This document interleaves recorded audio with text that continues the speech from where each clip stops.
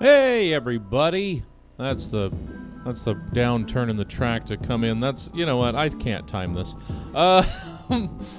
It's the top of the hour. That means you've got a couple minutes here. I'll tell you pretty precisely in a sec. To get yourself a snack, maybe something to drink. Share out the link with your folk who aren't already in the stream, because 6 o'clock Dad Rock Talk will begin in about 2.5 minutes.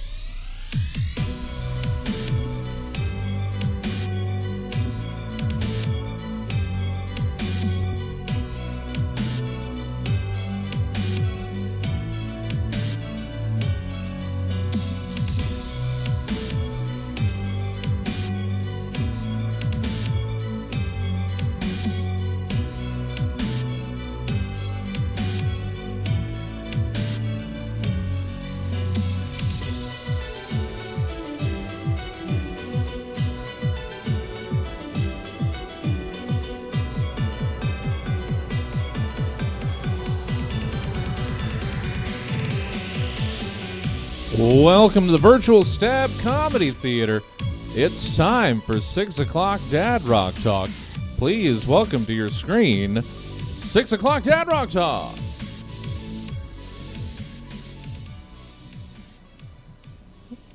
Hello. Yeah, Hello. okay. How's everyone doing? I'm pretty good. You're not Corey. Oh no! Shit. Identity theft is it's not a sin, but it's pretty bad. No, Yeah. I'm not Corey. No, it's but I'm going to take Corey's place in the introduction here. Welcome everyone to 6 o'clock Dad Rock Talk. It is Christmas Eve. We chose a topic that's very special to us. Corey is out of the picture tonight because, like I said, he's on a secret mission to the North Pole to deliver something to Santa. So in his place, of course, we have the bee-bender himself, RJ Hill. A RJ, how are left-handed you? bee-bender. I'm doing well. Superman does good. I do well. So how's your holiday season been? It's been pretty, I guess, festive enough. We decorated at the store, and so we have like a Santa and Louis Armstrong and a Santa hat, and Oh, that's very good. exactly. So, and I'm dressed up right now. Exactly. So, very festive. Yeah. So let's get into what this show is and what we have in store for this evening. So the way it usually works is Corey and I will have a guest on, or it'll just be Corey and I, and we'll pick songs relating to a different topic. or the guest will pick songs, and then we'll play through them, and then we'll talk about them, kind of see where the conversation takes us. Today, though, because we don't have Corey here, and I think he might just be hiding in the North Pole because I've pushed for so many country rock related episodes in the past few months that maybe he just needs some time up in the cold north, International so that he doesn't waters. have to. Right. So tonight I brought you on because you also have a deep appreciation for this genre and for our topic, especially, which is the wonderful, underappreciated guitarist Clarence White. Yeah, no, he's super cool. I think he's really underrated. He died so young, but I think he's had a real lasting impact. And I don't know, because the band that he was in, which was later era Birds, people like you and I really love it, and a lot of country rock nerds. But like, as a broad thing, you don't really hear about it. Yeah, people kind of write them off after, after Sweetheart of the Rodeo.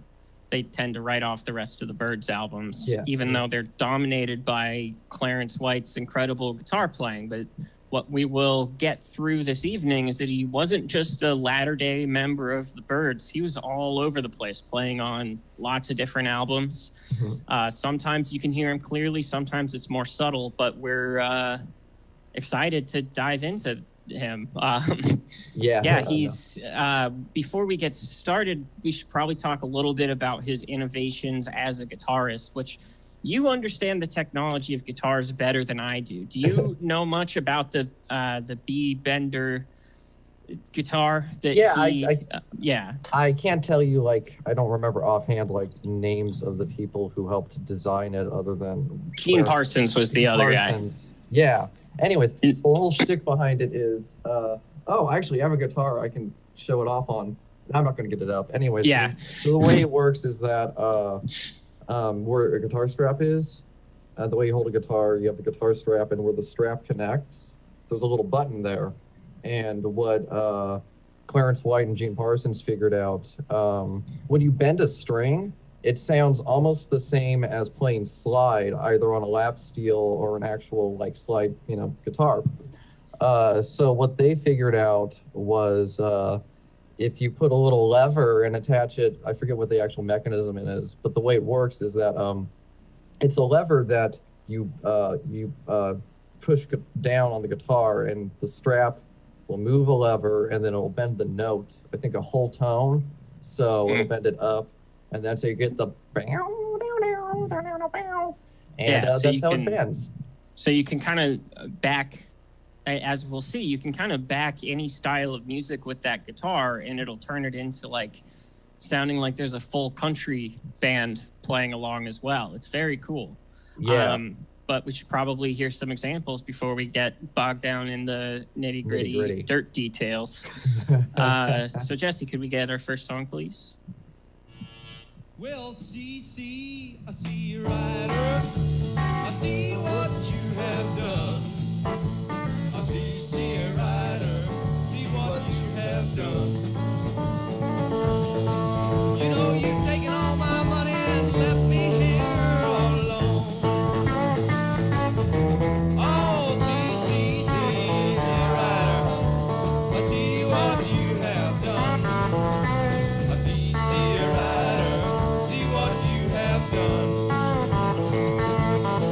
That's right, you've taken all my money and left me here all alone.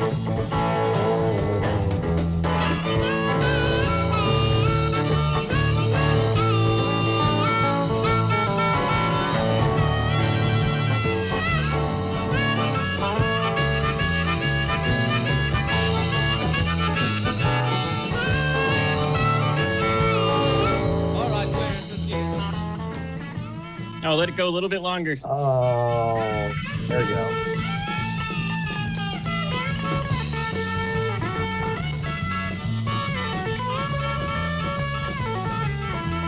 Okay, there we go. Yeah, okay. The timing was just such that it started to fade out right as they were like, all right, take it away, Clarence. So that was the song CC Rider, and I don't actually remember which configuration of which group that was, because I don't see it on the playlist that I sent. So that's kind of my own. I think that's from Nashville West, is my guess. Jesse, are you able to confirm or deny that? Yeah. All I have is Nashville West. That's the. I'll recheck this playlist, but that's what I've got here. Is Let me Nashville send West you that again. I might have sent you something wrong by accident.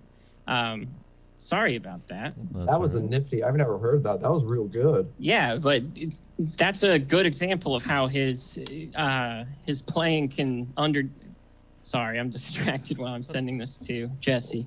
Yeah, let's talk about that. Oh, well, I mean, like, because like the whole thing about the B-Bender, and you were talking about the versatility and like other genres and stuff.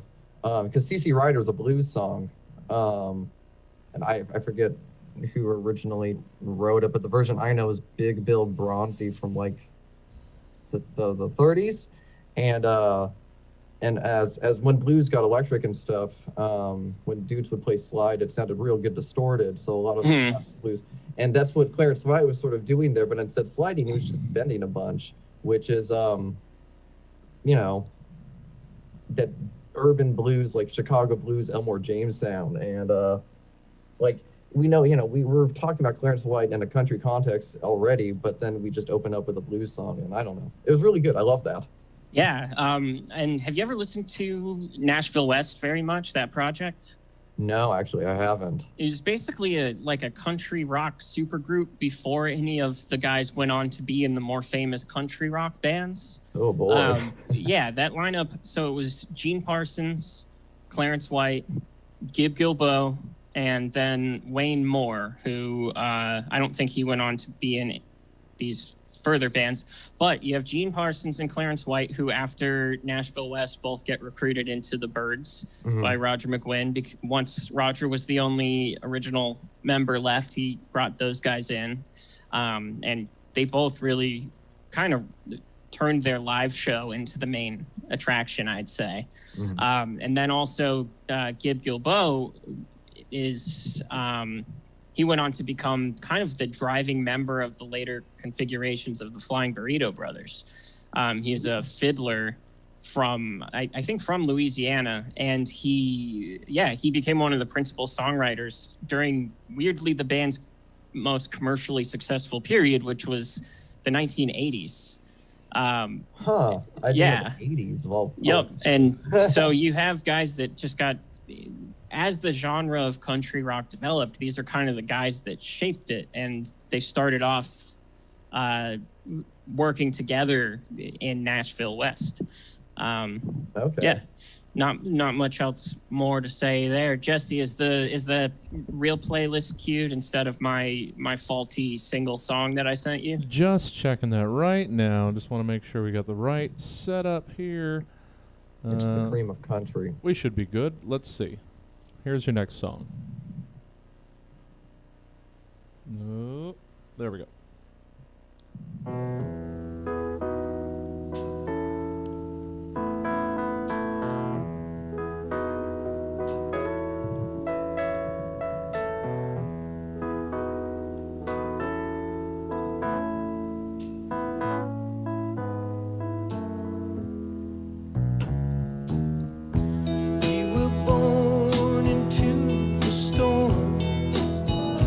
Cast adrift upon the waves, to be living and make life begin. Like the ancient mystic ship, bounding seaward toward the sun, becomes a cosmic dancer.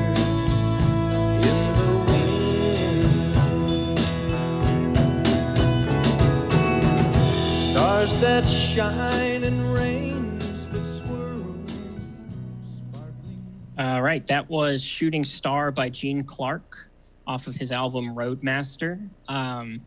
So yeah, later after McGuinn, the Clarence, the late version of the Byrds disbanded, and McGuinn was doing the reunion album with the original members. Gene Clark then brought on Clarence White for his touring and recording band.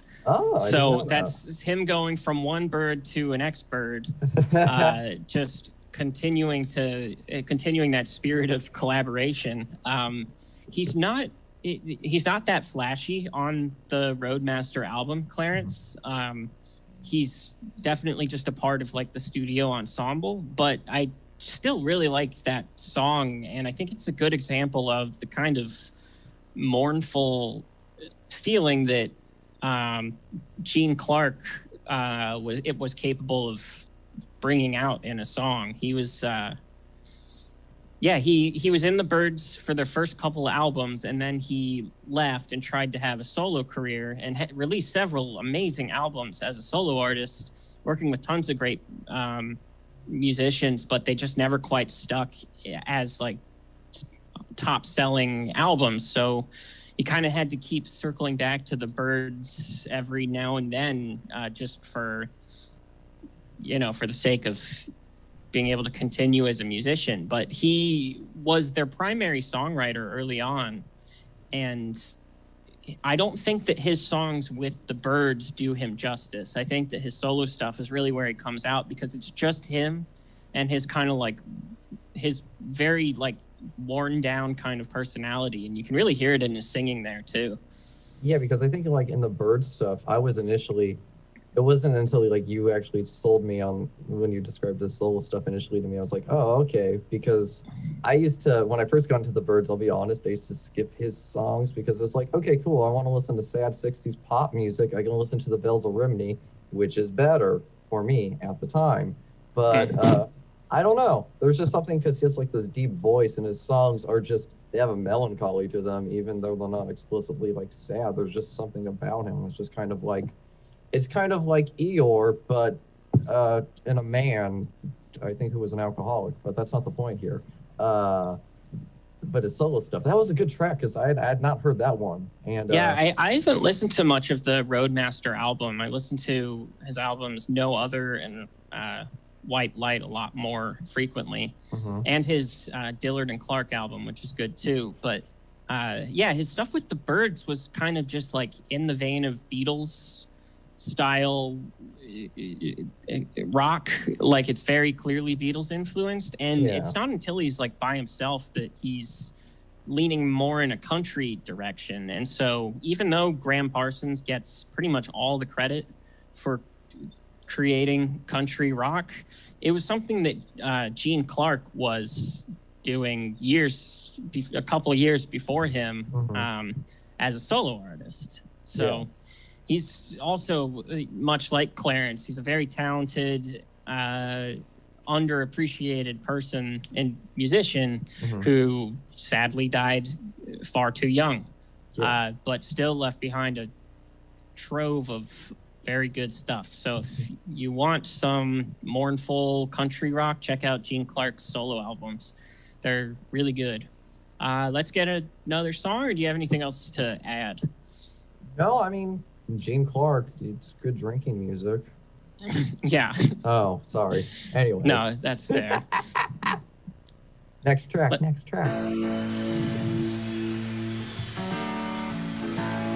Thank you.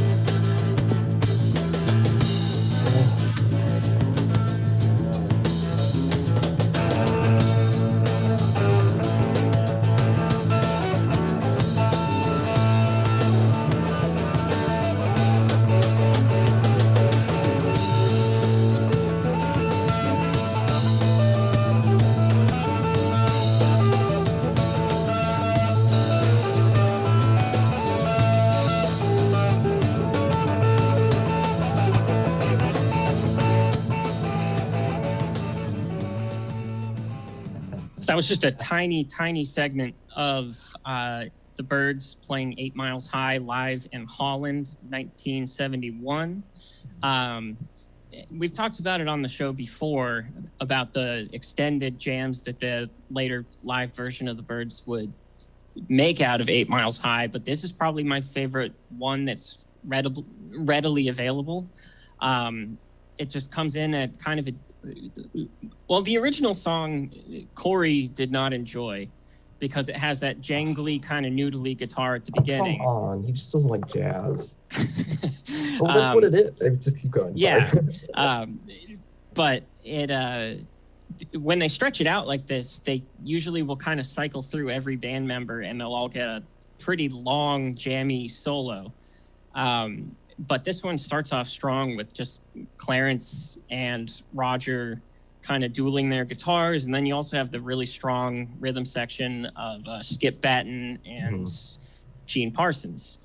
And unlike the earlier versions of the Byrds, which they weren't primarily known as a live act as much, this is such a tight, like, improvisational group that doesn't really get talked about in the same way that, like, the Allman Brothers or Quicksilver or the Dead get talked about, as far as just like expanding out jams into kind of new directions.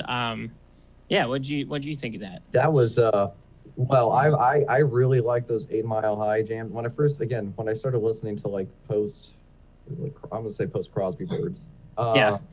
You know, I was like, I don't want to listen in 18. This isn't 8 Miles High. Where's the noodling part? And yes, I was like, why did they make the noodling 18 minutes? But then I heard, was it Untitled, Unissued, the 8 Miles High on that version, the jamming, and the one you just played.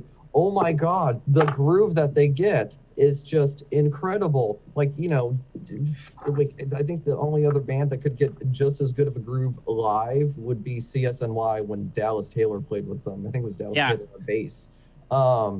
And the way that Clarence, you can hear the B-bender in that one too, because by then he had the B-bender attached on all of his guitars because it has a separate piece.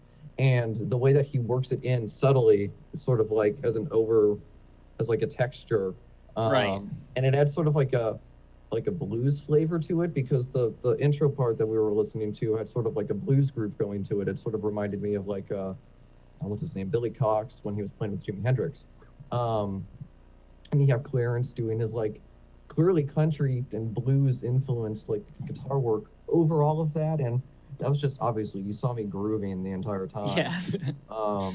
That was just too good. That rhythm section was just, because the rhythm section was unlocked, that allowed McGuinn and White to actually do their thing. He faded out with McGuinn. It sounded like McGuinn's solo. Yeah, I think so. And distorted 12 string. That's why people listen to shoegaze. So, you know, just go listen to the Byrds. Right. That's what I'm always telling people. My Bloody Valentine. Who is she? Yeah. Anyways. Yeah. We are probably going to get to some other live Byrds tracks, but in order to do so, we should probably move on to the next song. Let's do that.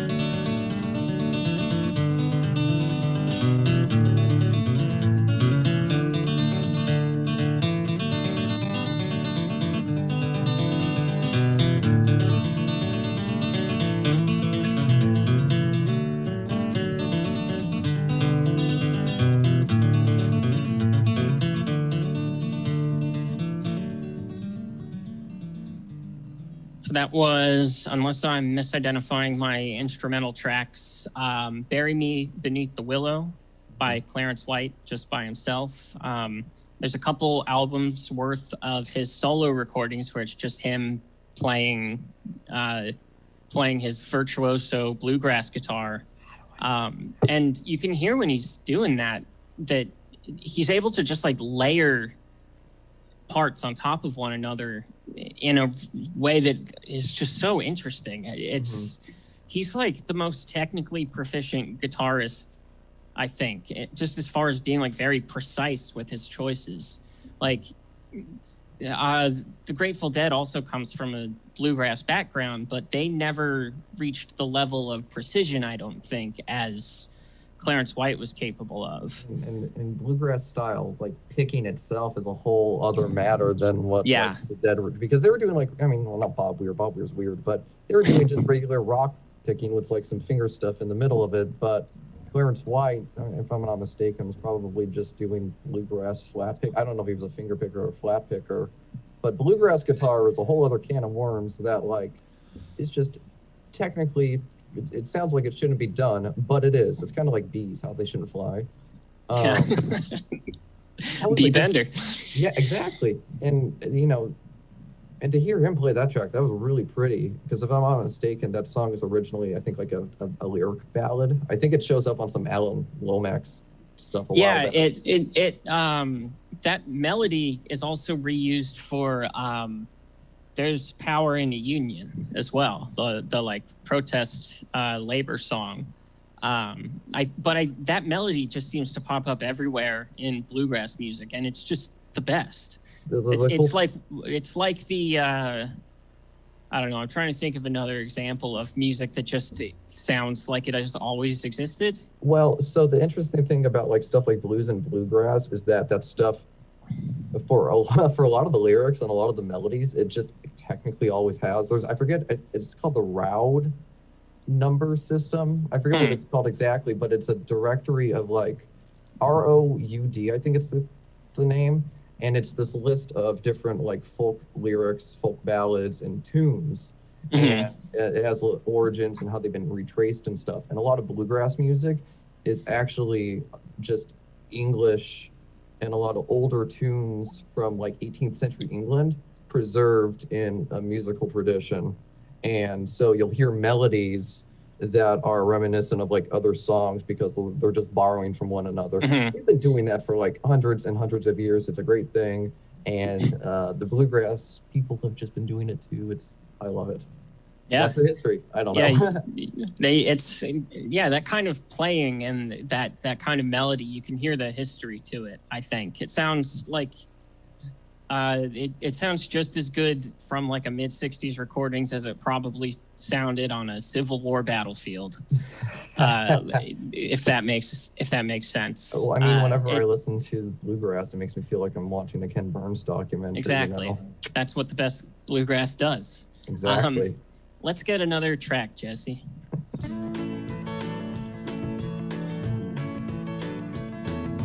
Turpentine and dandelion wine. I've turned the corner and I'm doing fine. Shooting at the buzz on the telephone line. Picking them all with this gun on mine. I got a fire in my belly and a fire in my head. Going high and high until I'm dead. Sister Sue, she's short and stout. She didn't go up, she grew out. Mama says she's playing and just being kind. Papa thinks it's pretty, but it's almost blind. And don't let out much except at night. But I don't care, 'cause I'm alright. Oh, the sun shines bright on my old Kentucky home. And the young folks roll on the floor. Oh, the sun shines bright on my old Kentucky home. And keep them hard times away from my door.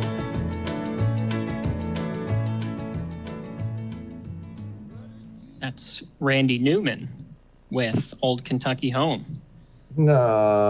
Did you realize that was Randy? Newman? What? Yeah, he has that out. I didn't know that he had like a rootsy album, but he does. It's called 12 Songs.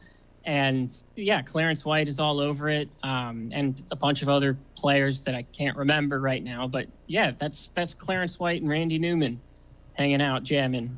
Okay. okay, Mr. Newman, fine. You know, that was great. That was amazing. Isn't that cool? That was catchy as hell. Yeah, that was probably the most surprising one that I found when I was researching this. And again, the B-bender is in there, the little nuance of country, the freaking slide. Yeah. It's so good. Yeah, and I think that the way the B-bender works, it must just allow for like a speed of playing that you can't get with a normal like 110%. pedal steel or slide guitar. Like it really lets you like it or I don't know. I don't fully understand how those. Sorry. Yeah, we don't. You go on. Sorry, I don't play pedal steel because I'm not a good guitarist to begin. Anyways, but like, there is like a huge amount of dexterity required for like a pedal steel, but because you're sitting down and because you have all the freaking, you know, the knobs and stuff in front of you, you can just kind of do whatever. But, you know, if you want to play slide or if you want to play a similar sounding thing when you're standing up, that's a lot harder. And it's a lot harder when you just have 6 strings. But, you know, when you just bending one is enough to simulate the texture of a slide guitar. And that does allow for a lot of fast playing because you don't have to worry about bending that string or bending to like different notes or insanely high things, because what you can do is you can press one fret on the B string and then bend that, and then it'll bend that note, so you don't have to bend the string physically, like stupid up. So that's why Clarence White can, you know, basically shred the way he does. He can back up anybody. Exactly. Randy Newman. How familiar are you with Newman's work? Well, I mean, other than Disney and working at a record store, what's that? He has a song about buying cocaine from like the 70s. It was like Money Talks or something like that. That's all I know. So, yeah. It was some like really weird album, and like lyrically, I was like, this is weird. This is Randy Newman. What the hell? Yeah. I encounter him cursory, and then like, you know, the Harry Nilsson sings Randy Newman songs. And Randy Newman covers seem to pop up in like a bunch of things. Yeah, he's such a weird, like eclectic musician. Like Rod you can't Stewart. really, you can't. Did you say like Rod Stewart? Yeah. I guess he is eclectic, but I'd say Randy Newman is more interesting. Anyway, wait, this isn't a Rod Stewart show. We don't approve of Rod Stewart here. This is a Clarence White show. That album I'm excited to dive into more, knowing that Clarence White is on it. Because I had seen it for sale at record stores, and it has cool black and white artwork that I like, but I didn't know it was actually on it, and so I started listening to it while I was researching for the show, and I like that one a lot. That was neat. Let's get another one.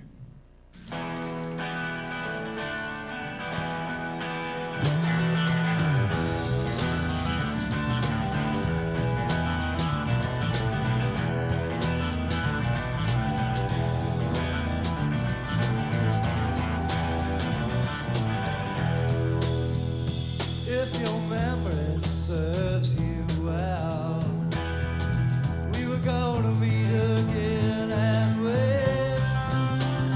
So I'm going to unpack all my things and sit before it gets too late. No man alive will comfort you. There's another tale to tell.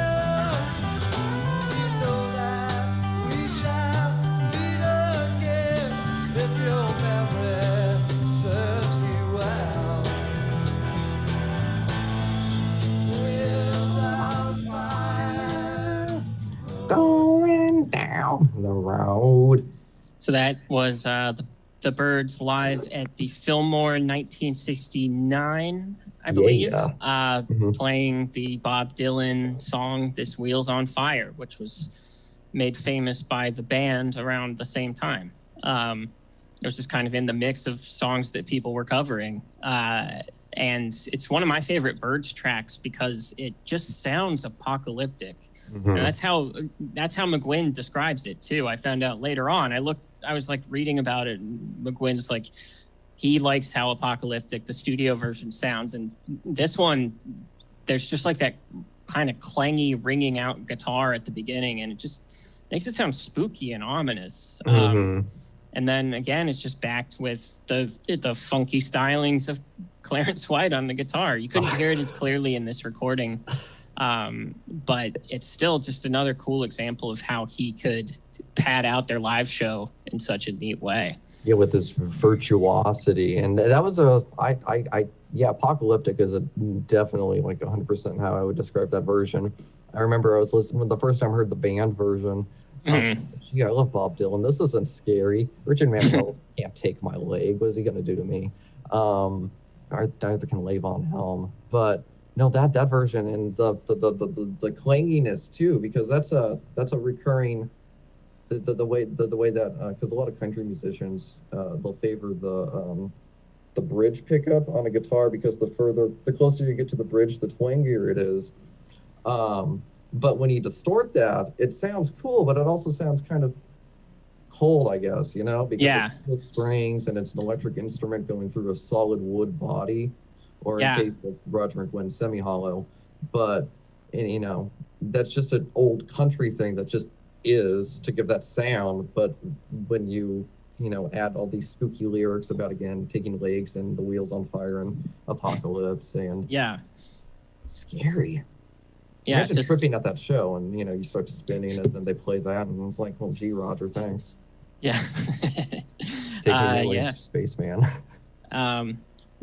Let's move on to another one, just since that's another live Birds cut, and more variety, baby.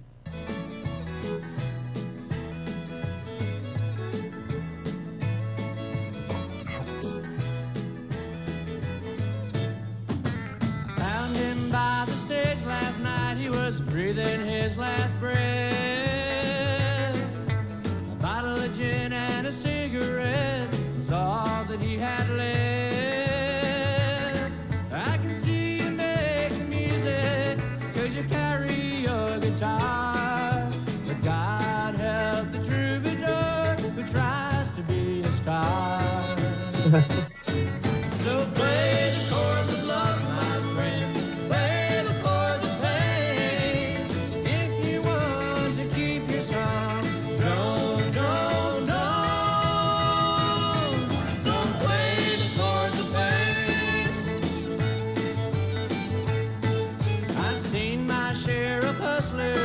As they try to take the world, when they find their melody.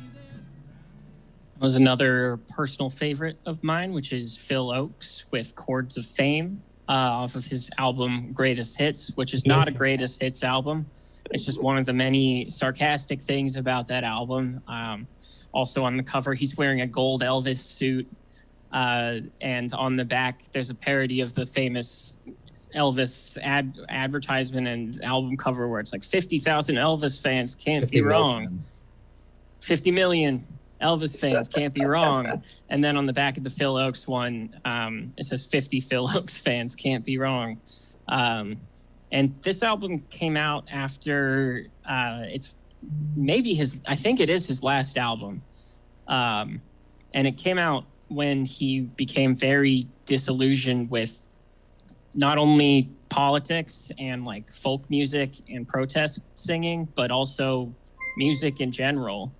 And so he made a handful of albums that are just like brutal, bitter albums. And this is one of them. It's a little more like lighthearted in a lot of ways, just because it does have that kind of like self-referential, self-mocking element to it. But I was surprised to learn that not only is Clarence White on that album, so is Gene Parsons, former Bird. They were a part. I forget what he called them, like secret weapons or something. But yeah, they were his backing band for that album, which was also produced. Stay together. Exactly, which was produced also by the wonderfully delightful and also eclectic Van Dyke Parks. Yeah. Yeah. Did you? I think you've listened to that album before, right? God, have I listened? I mean, man, that album's not okay. Fun isn't the right word. Musically, it's fun. Lyrically, it's But when I found out Clarence White was on that, I texted you immediately. I was like, oh my God, did you know he's on this album? I'm like, yeah, and I was like, well, what the hell? That's so cool. Because I don't know, there's just something about that. And I think around the time this album would come out, outlaw country was already a thing. Waylon Jennings was already doing the whole you just drink a lot and you smoke a lot. And then Merle Haggard is talking about the bottling them down, and the entire B side of an album is just drinking. So to hear that reoccurring in country music again, just this track in particular is always really fun, and Clarence White contributing to it is another amazing thing. On this album it's kind of Phil doing doing kind of an Elvis kind of like an Elvis homage. In some of the other songs it's a little more clear that he's going for almost a 50s rock and roll and rockabilly style, but this is one of the more country type tracks. But yeah, he got some of the best people possible to back him on that, and really it makes it, even though the lyrics are kind of sarcastic and the tone of the album is very sarcastic, having that just skill backing him makes it feel and sound authentic. So it doesn't slip into just parody necessarily. It's it's a sarcastic version of the real genre, if that makes sense. Well, I mean, if you weren't any wiser, you would have thought it was just something that they spit out of Bakersfield in the late 60s or something. Right. And at first I was like, oh, wait, I recognize this. Who is this? I was like, oh, this isn't Merrill. God, I love that. That was good. Good choice. Let's get another one. Go on, give us another.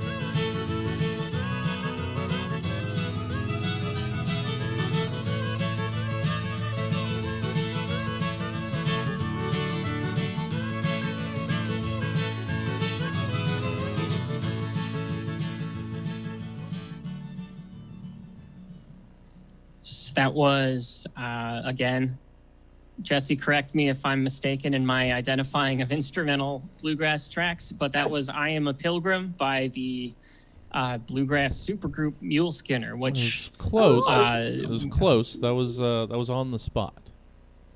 On the Spot by... Yeah, that was the next track, so I can see how that's... Oh, I see. That was On the Spot by Gene Parsons, formerly of Muleskinner, formerly of the Byrds.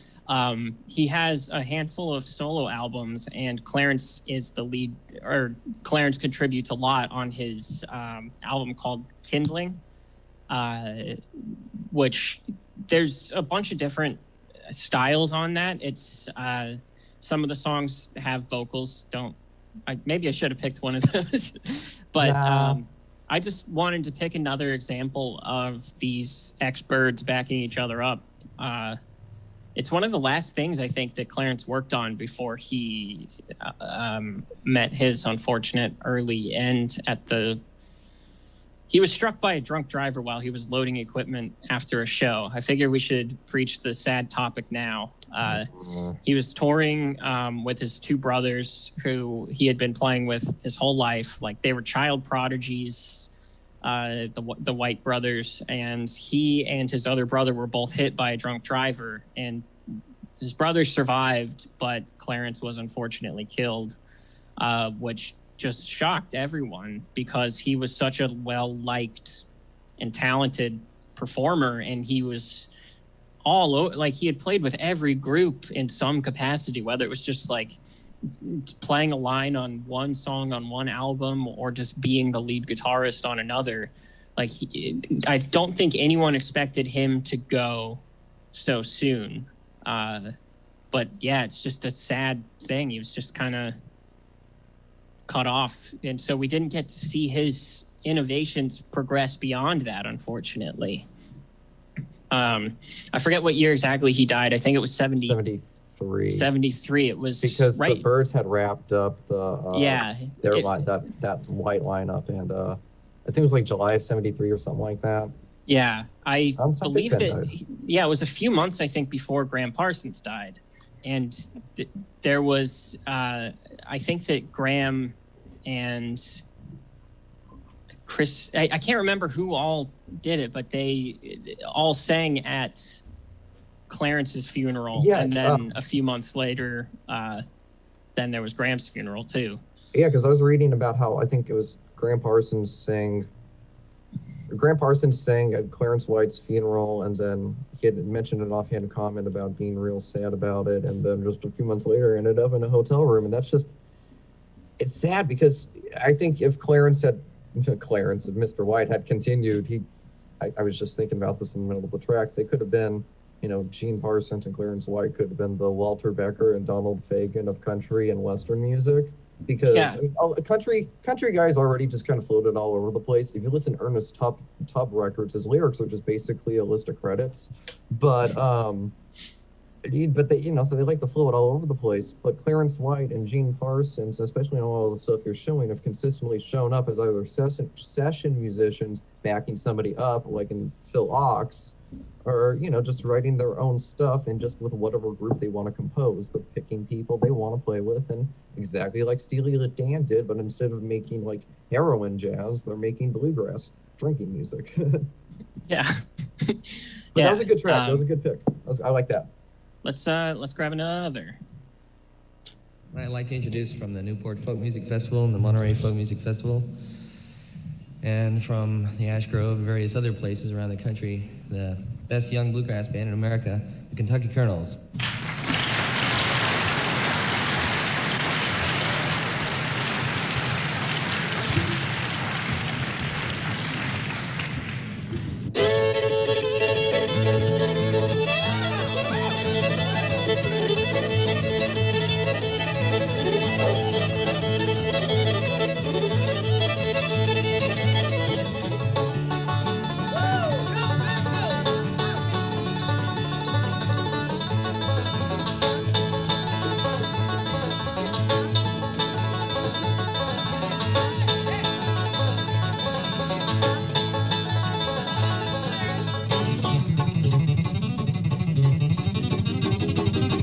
Clarence.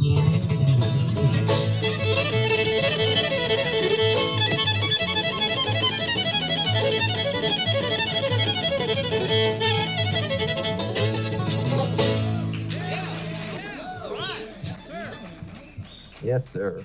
All right, so that was the Kentucky Colonels, which was probably Clarence's first group. It was the group that he had with his brothers, just a very traditional bluegrass group. But as you could tell, they played like their hands were on fire. That was so fast. And did you recognize the voice introducing them at the beginning? No, I couldn't tell who that was. I was just like, ooh, cool. I love that was a young man named Jerry Garcia. That's right. He followed them. I didn't recognize he went that on as tour Jerry. when he was still before the Dead, and he was still a bluegrass guy. He followed them and went with them on tour. Then he found a different kind of grass. Till he found a different kind of grass, the green grass of home. And high tides. But yeah, isn't that? And the song was "Fire on the Mountain," which I'm not sure how closely related it is to the Grateful Dead version of that song, but Mickey Hart's cocaine rap. Continue. Yeah, but yeah, that's just such a cool little crossover thing. The second I heard that voice, I was like, wait a minute, I know who that is. And then I looked it up, and it's introduced by Jerry Garcia. which it's just our favorite things just coming together. Exactly. Peanut butter and chocolate, bluegrass and bluegrass. Later on, acid. The Dead and the Kentucky Colonels. You can hear, like with like Cumberland Blues, you can hear the Jerry's bluegrass like background in a lot of the playing and the way that he plays the leads on that song in particular. And Bob Weir's, country background, he plays the way that Clarence White would have played like a rhythm track on a country song. Yeah. But hearing him basically, because the whole point of bluegrass was like, hey guys, what if we all got together, and just shredded, but on acoustically, and so you just get together and just kind of hang out and be like, no, I can play faster. And to hear Clarence White go up and down like that, especially it's an acoustic just guitar, crazy. And he was young at the time too. the dexterity required is just, first of all, insane, and to have it come out cleanly on acoustic, because all the fret buzzing you would get from just playing that fast. Cool track. You actually graced me with a Kentucky Colonels album last week. You very kindly provided that for me, and so thank you for that. Hell yeah, of course. I got the hook And up. I guess that's actually a good segue before we get to our last couple of songs or two. Let's get some plugs. What do you got to plug? Well, everybody's favorite record store. Certainly it is. mine. It is, and mine too, but I'm biased. Medium Rare Records and Collectibles. I'll keep it going. Yeah, we have a lot of records. I mean, I work there, and I play a lot of country. Well, not all the time, but I play a lot of country western records. We have a really good selection. I actually put out a bunch recently of just like Waylon Jennings records, Nitty Gritty Dirt Band. Our bluegrass section's actually really cool. It's got like this thick, so you can find some real cool stuff. So that's what I got to plug right now. Medium Rare Records and Collectibles. You can follow us on Instagram at mediumrare_records. Very cool. Records. Yeah, I guess we do have time for a few more songs. I think. Let's see where we go. Let's see where the frets take us.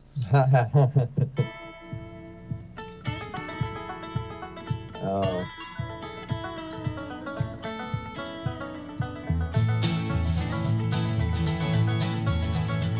No, I don't think I'll ever get on a train again. I'll just smile and wave at the engineer.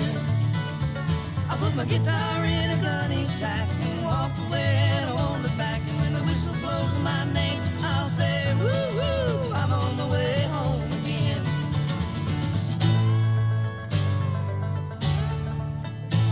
No, I don't think I'll ever come this way again. I'll be content with the pictures in my mind. I remember how that lonesome road used to press my back like a heavy load. And when the diesel calls my name, I'll say, woo-hoo, I'm on my way home again.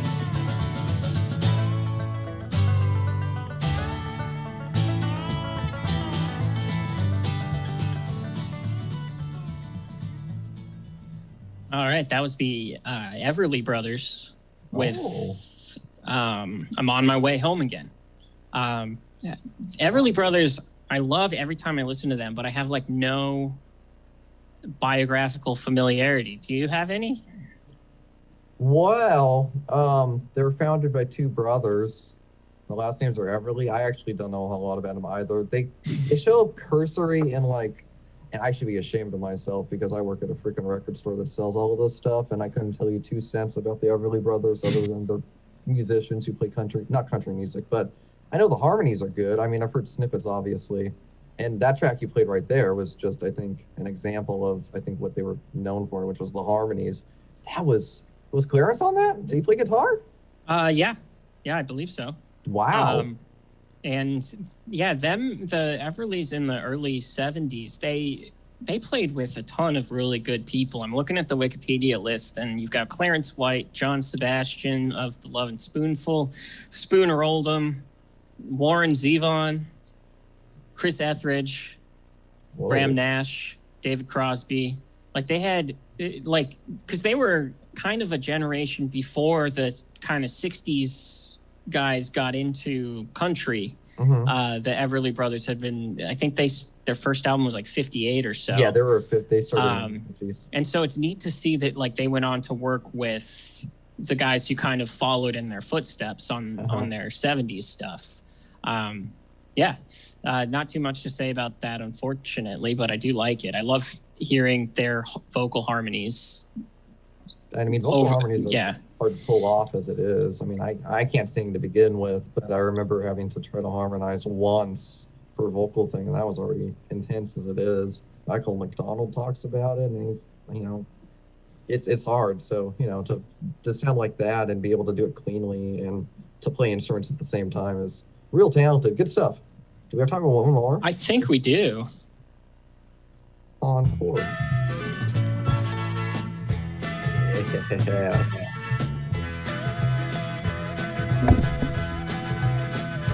Quand j'étais un petit enfant, sur les genoux de ma maman, dans les grands coteaux de la Louisiane, dans les clos de la Louisiane, juste un mille de le Grand Texas, dans les grands coteaux de la Louisiane.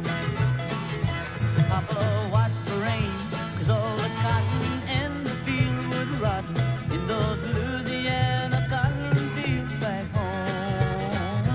Mama prayed for better days and Papa worked hard like a slave in those Louisiana cotton fields back home.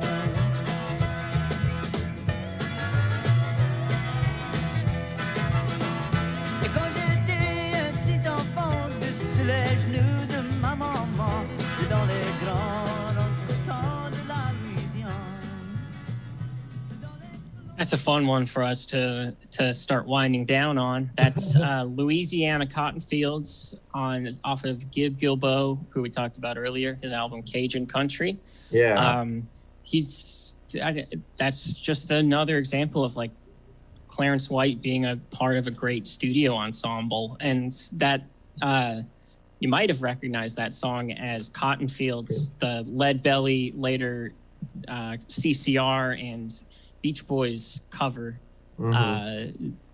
which is one of my favorite songs because there's so many different ways that you can perform it. Every cover of it is very different, and this one I like because I'm pretty sure he was speaking Creole. Yeah. Yeah, I was like, whoa, what Louisiana? What this isn't Zydeco. What is this? Yeah, is it? Gib is another just underrated person in just kind of the history of this music that we like so much. He's, like I said, he helped keep the Flying Burrito Brothers, later just the Burrito Brothers, like all through the 80s, they were more of a straightforward country act. They kind of had moved on from the country rock thing that had started when they were the Graham Parsons and Chris Hillman era. And they just became like a very tight, very kind of straightforward country band. And they had all of their commercial success, it seems, was in the 80s, which is a period that no one listens to of theirs. I think people are put off by the lack of Graham Parsons on that stuff, but you have... there's also like a stigma for 80s country too, because like when you hear 80s country, you start thinking like, I mean, I like Randy Travis, but it sounds kind of hokey. You're like, it's like slick 80s production, and it sounds like it's going to be a bad time, you know? Yeah, and not all of the late Burrito stuff is excellent, but the stuff that he and John Belland, when they were the only consistent members in the band, they did so many albums worth of really good songs and worked with a lot of really great musicians. Like the Flying Burrito Brothers, after the original lineup broke up, they basically became just like a West Coast Opry, like just an institution that people would kind of pass through and then they'd leave and then someone else would come in. So you also have like, I think that Skip Batten and Gene Parsons also dabbled in later versions of the Burritos. So many great people were involved. And yeah, that's just a testament, I think, to Gib Gilbo, his Cajun styling. Gib. Yeah, no, that was cool. It is now 6:59 p.m., Christmas Eve. Any last words on Clarence White and his wonderful legacy of really unique guitar sounds? God rest his soul on this night, because he was taken to it from us too young. I mean, we talk about tragic deaths in musicians, and sometimes we tend to mythologize deaths, but his, I think, was just because if he was around throughout the 70s, we could have gotten a lot of really cool, material from an up and coming musician. Who knows where, as technology changed too, who knows where he and Gene would have taken things. A lot of phasers, probably. Yeah, that'd be neat. But thank you very much for filling in tonight, RJ. This was a rootin', tootin', down home, country bear jamboree. And I'm glad that you were here to help with the technical, the tech specs, and your taste. So thank you very much, RJ. And I hope that you have a happy holiday. Happy holiday. And thank you to the audience at home. And I hope that you guys also have a happy holiday. Happy New Year. Avita Saint, everybody. All righty. Thank you one more time, Court and RJ. Thank you. 6 o'clock, Dad Rock Talk. Cool. That's not all for the night. We've still got more Christmas Eve in particular. We've got a Christmas Day show too, but you can look that up yourself. It is Stab's year-end-ish big family Christmas edition. That's coming up at the top of the hour, 8 o'clock. There are 15 panelists. We rotate the panel in. It's a fun thing. It's Stab's annual tradition. So do come back around for that. Let's see if we've got some folk to send out somewhere. Who's doing a thing? How about we send you guys over to Comedy Commons? Or, no, Horror Mom. Let's go to Horror Mom. You know what? What's she watching? Silent Night, Deadly Night. All right. She's riffing the Silent Night, Deadly Night, and I will see you hopefully back here at the top of the hour, 8 o'clock, for the Stab Family Year-End Edition. See you then. I wouldn't touch you with a Nice. 39.5-foot pole. That's fun.